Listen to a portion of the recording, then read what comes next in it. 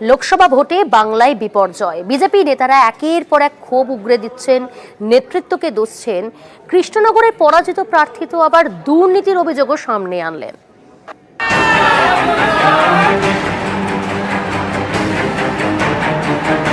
লোকসভা ভোটে বঙ্গে বিজেপির বিপর্যয়।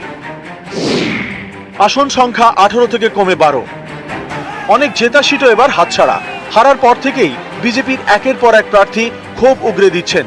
যেমন কৃষ্ণনগরের প্রার্থী অমৃতা, তিনি তো টাকা নয় ছয়ের মতো চাঞ্চল্যকর অভিযোগও করেছেন। আমি শুনেছি প্রচুর টাকাও এসছে ইলেকশনের মাধ্যমে, ইলেকশনের জন্য।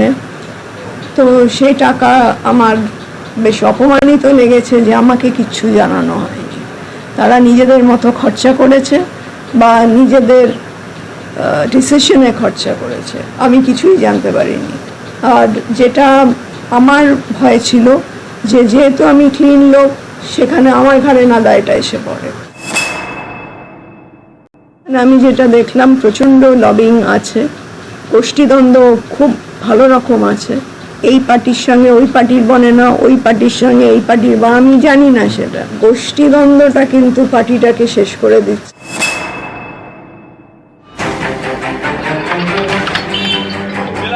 শনিবার কৃষ্ণনগরে বিজেপির জেলা অফিসে বিক্ষোভও দেখানো হয়।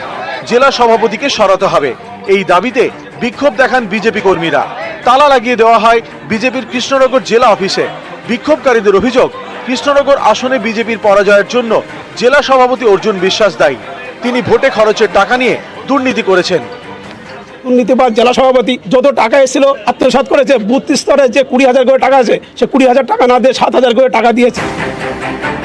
19-এর ভোটে হুগলি থেকে জিতেছিলেন, 24-এ হেরে গেলেন লকেট চট্টোপাধ্যায়। হারার পরে লকেট বলছেন, এখন বলা কম শোনা বেশি। কেন্দ্রীয় নেতৃত্ব কিন্তু প্রচুর পাশে দাঁড়িয়েছিলেন।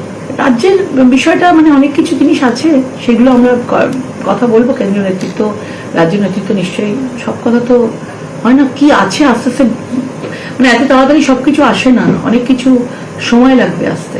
যত দিন যাবে আমরা অনেক কিছু বুঝতে পারবো, সময় লাগবে। কর্মীদের কথা শুনতে হবে, এখন আমরা কম বলবো, তারপরে আমরা নিজেদের মধ্যে পর্যালোচনা করবো। আমাদের মনে হয় আমাদের কোনো কথা বলা উচিত না।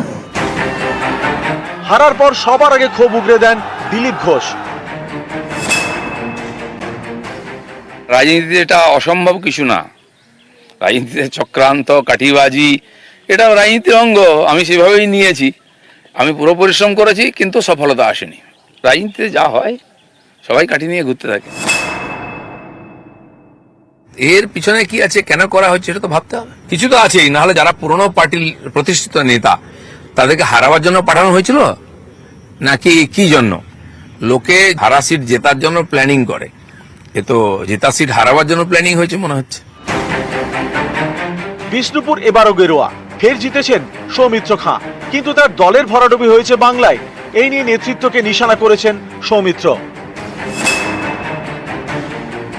আমাদের রাজ্যে যে 25 জনের কোর কমিটি হয়েছিল, সেটা তো আমার জায়গা ছিল না। অযোগ্য লোকদের ভিড়, আর কিছু না। আমাদের যেটা হয়েছে, যারা করিতকর্মা লোক তাদেরকে আগে বাদ দাও। সবসময় তৃণমূল কংগ্রেসকে গালি দিলেই যে আমরা এগিয়ে যাবো তা নয়, আমাদের স্ট্র্যাটেজিটা ভাবতে হবে। নিউজ 18 বাংলা। ভোটের আগে খুন হয়েছিলেন নন্দীগ্রামের সোনাচূড়ায় বিজেপি কর্মী রথিবালা আরি। আজ তার বাড়িতে রাজ্যের বিরোধী দলনেতা শুভেন্দু অধিকারী এবং তার বাড়িতে যান, কথা বলেন পরিবারের সঙ্গে। পিটিয়ে খুনের অভিযোগ তোলে বিজেপি। নন্দীগ্রামের সোনাচূড়ায় রথিবালার বাড়িতে বিরোধী দলনেতা।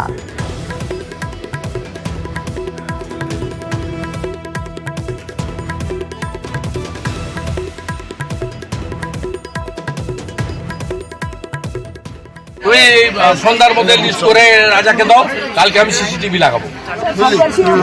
সব বাড়িতে সিসিটিভি লাগিয়ে কতগুলো পাড়ার মুখে আছে। এবার পূর্ব মেদিনীপুরে মহিষাদলের একটি ঘটনা আপনাদের সামনে তুলে ধরবো। রাষ্ট্রায়ত্ত ব্যাংকে গ্রাহকদের সঙ্গে প্রতারণার অভিযোগ। চাপে পড়ে টাকা ফেরতও দিল অভিযুক্ত।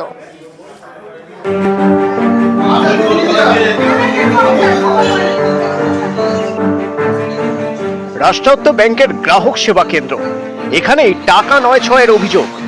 এ নিয়েই চাঞ্চল্য পূর্ব মেদিনীপুরের মহিষাদলে। গ্রাহকদের টাকা আত্মসাতের অভিযোগ গ্রাহক সেবা কেন্দ্রের কর্মীর বিরুদ্ধে। জুন মাসে আমি আবার টাকা তুলতে আসি, 5,000 টাকা তুলবো, বলছে যে তোমার অ্যাকাউন্টে অত নেই। আমি তখন বলি কেন, আমার অ্যাকাউন্টে তো থাকবার কথা টাকা।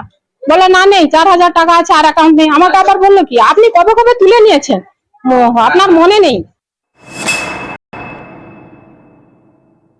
উনি মার্চ মাসের 14 তারিখে উনি বলছেন আমাকে 30,000 টাকা জমা দিয়েছেন, কিন্তু আমার সিস্টেমে জমা হয়েছে 20,000 টাকা, আমার খাতাতেও 20,000 টাকা ওনার সইও আছে। আবার তারপরে এপ্রিল মাসে টাকা তুলেছেন, মে মাসেও টাকা তুলেছেন। সিস্টেম অনুযায়ী যেই টাকা ছিল ওই টাকাই আছে। ব্যাংক অ্যাকাউন্টে জমা টাকা হিসেব গ্রাহকের কাছে নেই, পাস বই নয়, গ্রাহক সেবা কেন্দ্রের তথ্যই ভরসা। এমন কেন? গ্রামবাসীদের অভিযোগ, গ্রাহক সেবা কেন্দ্রে ক্লোজ সার্কিট ক্যামেরা বন্ধ রেখে কাজ চলে।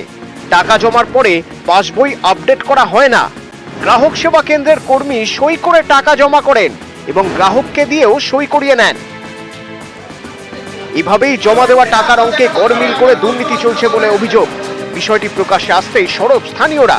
শনিবার মহিষাদলের গ্রাহক সেবা কেন্দ্রে বিক্ষোভ দেখানো হয়। 30,000 টাকা জমা দিয়েছিল, সই করেছে 10,000 টাকা, আর 10,000 টাকার সিস্টেম নিজে সই করে দিয়েছে, ঠিক আছে। এখন বলছে আমি কিছু জানিনি, আবার এখন বলছে আমি টাকা ফেরত দিয়ে দিচ্ছি। তাহলে টাকাটা কোথা দিয়ে আসবে এর কাছে? ওনারা ওই 10,000 টাকার জন্য বলছেন। উনি যখন এইভাবে সমস্যা করছেন, লোকজন জড়ো করছেন, বাধ্যগতভাবে আমি এটাকে আমার ভুল নয়, কিন্তু ভুল ভেবে আমি টাকাটা ফেরত দিয়ে দিয়েছি। ব্যাংকের গ্রাহক থেকে স্থানীয় মানুষ সকলেই চাইছেন গোটা ঘটনার প্রকৃত তদন্ত হোক। ক্যামেরায় সন্দীপ গুড়িয়ার সঙ্গে